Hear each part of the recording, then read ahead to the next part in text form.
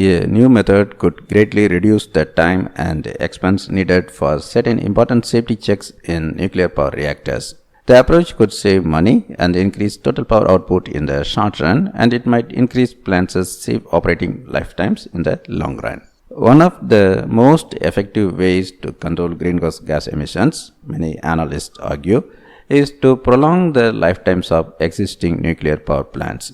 But extending these plants beyond their originally permitted operating lifetimes requires monitoring the condition of many of their critical components to ensure that damage from heat and radiation has not led and will not lead to unsafe cracking or embrittlement. Today, testing of a reactor's stainless steel components, which make up much of the plumbing systems that prevent heat buildup, as well as many other parts, requires removing test pieces known as coupons of the same kind of steel that are left adjacent to the actual components so they experience the same conditions. Or it requires the removal of a tiny piece of the actual operating component.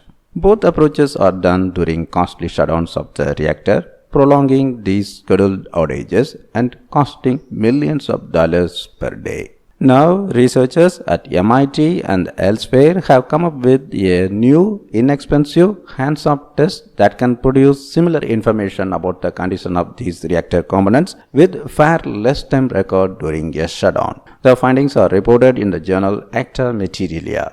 The test involves aiming laser beams at the stainless steel material, which generates surface acoustic waves (SAWS) on the surface. Another set of laser beams is then used to detect and measure the frequencies of these SAWS. Tests on material aged identically to nuclear power plants showed that the waves produced a distinctive double-peaked spectral signature when the material was degraded.